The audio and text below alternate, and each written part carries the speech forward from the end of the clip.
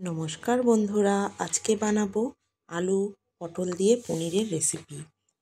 আমি এখানে 300 গ্রাম পনির নিয়েছি। পনিরগুলোকে কেটে একটু নুন হলুদ মাখিয়ে নেব, তারপর পনিরগুলোকে ভেজে নেব।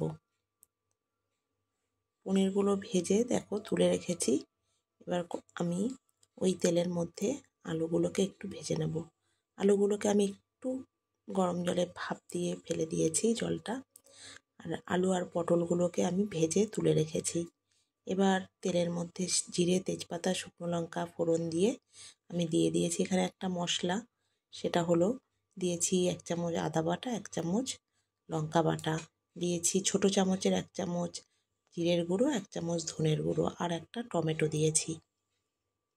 এবার আমি মশলাটাকে কিছুক্ষণ ধরে নাড়িয়ে চাড়িয়ে কষিয়ে নেব। তারপর এখানে দিয়ে দেব আলু আর পটলগুলো। এবার আমি দিয়ে দেব পরিমাণ মতো জল, আর তারপর ঝোলটা ফুটে গেলে এর মধ্যে দিয়ে দেব পনিরগুলো।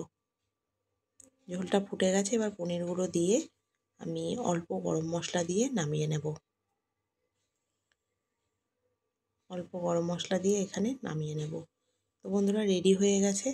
আমি নামিয়ে নিয়েছি। আলু পটল দিয়ে পনিরের রসা রেসিপি তৈরি। তোমাদের কেমন লাগলো জানিও। ভালো লাগলে আমার পাশে থেকো তোমরা সব সময়।